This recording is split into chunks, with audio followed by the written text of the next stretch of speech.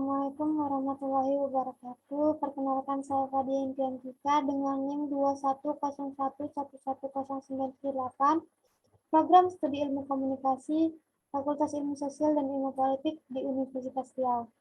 Video ini saya buat dengan sengaja untuk memenuhi tugas pendidikan agama Islam.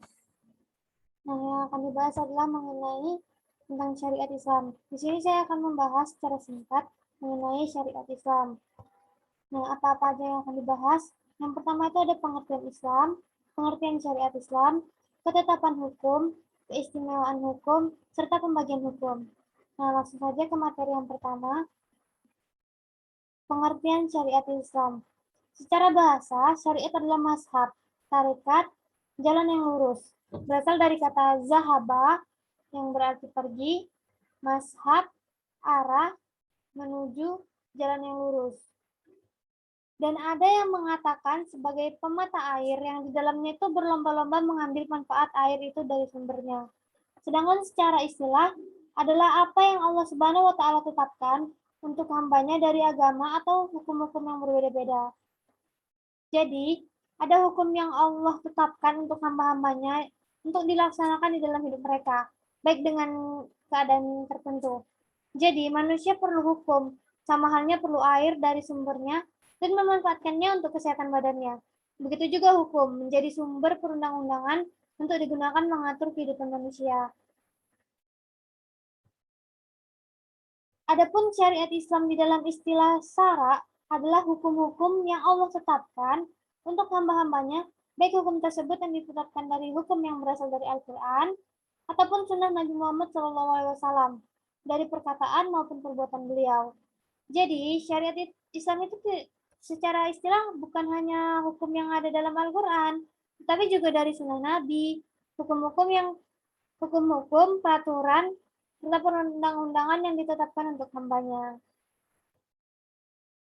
Kemudian ada keistimewaan hukum. Nah, perlu diketahui, hukum-hukum yang ditetapkan Allah dalam Al-Quran memiliki keistimewaan, yaitu yang pertama, syariat Islam itu datangnya langsung dari Allah Subhanahu wa taala. Dan Allah adalah pencipta manusia dan alam semesta. Allah wahyukan apa yang merupakan hukum kepada nabinya melalui malaikat Jibril. Kemudian ada bahwa bagi yang melaksanakan hukum syariat Islam akan memperoleh pahala baik di dunia maupun di akhirat. Kemudian ada syariat itu umum, meliputi segala urusan, universal untuk semua manusia di setiap tempat dan zamannya. Jadi syariat Islam ini teruntuk syariat nabi-nabi yang sebelumnya. Nabi Muhammad adalah utusan Allah. Allah jaga Al-Quran itu, dan Allah juga yang memelihara sampai hari kiamat. Dan tidak ada lagi perubahan di dalamnya. Maka berlaku untuk manusia di seluruh zaman dan dimanapun tempat. Kemudian ada syariat mencakupi segala urusan dunia dan segala keperluan manusia. Nah, maksudnya gimana? Yaitu menggambarkan jalan-jalan keimanan, asas dari akidah, yang mengaitkan Tuhannya dengan akidahnya. Jadi, segala hukum yang ditetapkan itu ada kaitannya dengan Tuhan. Nah, pembagian hukum. Hukum itu terbagi menjadi 3. Yang pertama, hukum yang berhubungan dengan akidah dan hari akhir, yang disebut dengan hukum i'tiqadiyah. Nah, tempat belajarnya di mana? Tempatnya itu dari ilmu kalam dan tauhid.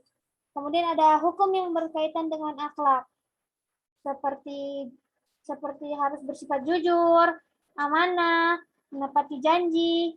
Tempat belajarnya di mana? Tempat belajarnya itu di ilmu akhlak dan tasawuf.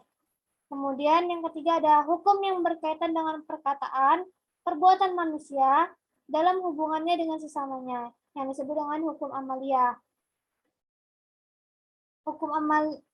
Yang disebut dengan hukum amaliyah. Hukum amaliyah ini terbagi lagi menjadi 2 hal. Dan untuk mempelajari hukum yang berkaitan dengan perkataan tadi, belajarnya di mana? Di ilmu fikih. Nah, hukum amaliyah ini terbagi lagi menjadi 2. Yang pertama itu ada ibadah. Ibadah itu yang berhubungan dengan Tuhan, seperti sholat, puasa, zakat. pergi haji, dan sebagainya.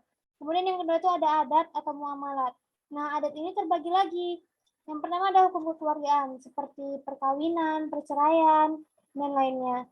Yang kedua ada hukum yang berkaitan dengan mal atau harta, seperti jual beli, pegadaian, minjam meminjam, dan lain-lain. Kemudian ada hukum yang berkaitan dengan janji, dengan sumpah kesaksian, dan lain-lain. Kemudian yang terakhir ada hukum pemerintahan negara. Nah, sekian penjelasan dari saya. Lebih dan kurangnya saya mohon maaf. Saya sudahi, wabillahi taufiq wal hidayah. Wassalamualaikum warahmatullahi wabarakatuh.